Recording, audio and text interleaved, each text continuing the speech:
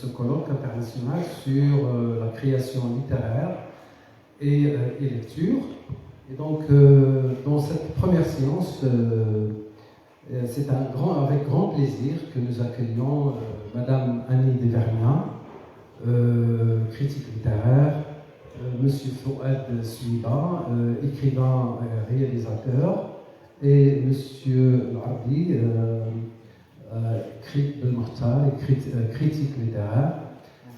Donc, sans plus tarder, avant de donner la parole à Madame Annie Devernia, je précise quand même qu'elle a fait carrière comme prof de français en 1977. Arrivée au Maroc en 1977, c'est ça, et à Casa avec son mari et jeune enfant.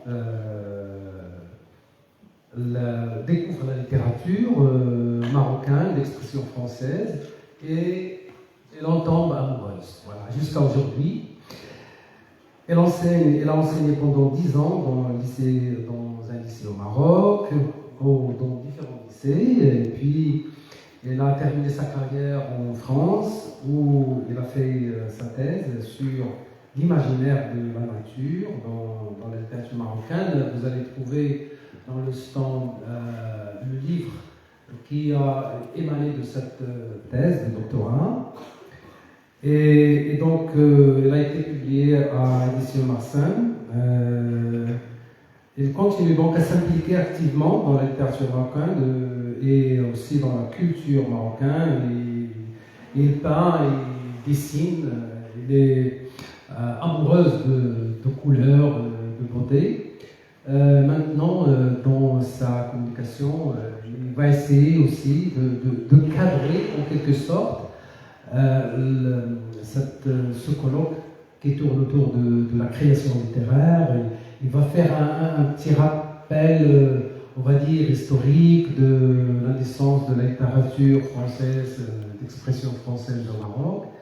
Et je tiens à signaler aussi qu'il est aujourd'hui en train de travailler sur un ouvrage, sur un essai, un livre sur l'histoire de la littérature marocaine. Ça va depuis la naissance, le début. Et donc, ça va servir le colloque en parlant des fondements de la littérature, des écrivains qui ont les précurseurs, si on veut. Et donc, je lui laisse la parole, voilà, pour gagner un peu de temps, puisque déjà, merci Madame Annie. Merci beaucoup, professeur Abdelali. Et merci bien sûr à tous les organisateurs de m'avoir donné cette opportunité. Donc, finalement, je passe en premier dans la mesure où, effectivement, je tâche de montrer un petit peu le fondement même de l'écriture marocaine d'expression française, puisque ça n'est pas du tout évident. Donc j'ai appelé ma communication de la lecture à l'écriture, un parcours du combattant. Et je vais m'expliquer. L'apprentissage d'abord de la langue. Influencé par les modes de pensée occidentaux, tout en revendiquant leurs racines nationales, les écrivains marocains d'expression française ont donné naissance à une production littéraire originale, où des valeurs culturelles diverses se chevauchent et parfois s'affrontent. Le patrimoine littéraire français les a bien entendu façonner dès leur apprentissage de cette langue, mais aussi par la suite avec des œuvres d'autres cultures. Le paradoxe d'une littérature, c'est un paradoxe à la base, d'une littérature de langue française au Maroc, qui s'explique par son histoire, ne manque pas de poser une nombreuse question de choix politiques, de lien avec la société et surtout de réception. Question depuis longtemps débattue et que nous ne reprendrons pas ici.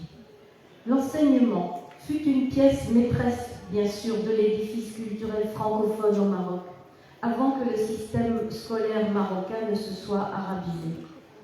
Le français n'est donc plus maintenant qu'une langue étrangère à statut privilégié, sauf évidemment dans les établissements dits de la mission, alors que jusque dans le milieu des années 80, les enfants l'apprenaient à l'école publique dès le début de leur scolarité.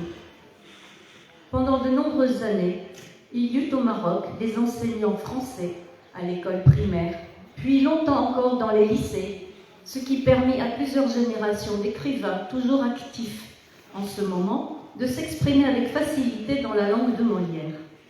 Il est certain que la maîtrise de cette langue est de plus en plus difficile à acquérir actuellement pour un jeune Marocain qui n'appartient pas à la classe aisée, situation qui alimente le problème toujours renouvelé de la réception des œuvres en langue française.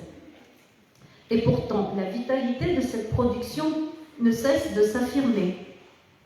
L'école bilingue ou francophone, qui était d'abord à l'origine celle des étrangers, voire des infidèles, était en même temps perçue comme une porte ouverte sur la modernité.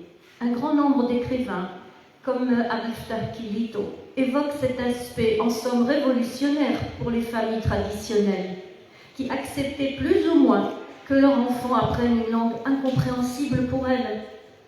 Abdelkibir Khatibi, pour sa part, raconte, je cite, « À l'école, un enseignement laïque imposé à ma religion. Je devins triglotte, lisant le français sans le parler, jouant avec quelques bribes de l'arabe écrit et parlant le dialecte comme quotidien. Fouad Laroui se plaint, lui, de n'avoir, dit-il, que des secondes langues, car la langue de sa mère, il ne la parlait pas, étant interne dans des établissements français, et il se sentait donc totalement coupé de son milieu. Je le cite, à la maison, je lisais les classiques français, la comtesse de Ségur, Hugo, Balzac, etc. Voilà donc les petits Marocains, confrontés à une culture bien différente de leur quotidien. Et comment apprendre cette langue autre, sinon en commençant par l'apprentissage par cœur, par exemple des fables de La Fontaine et d'autres poèmes pour la jeunesse.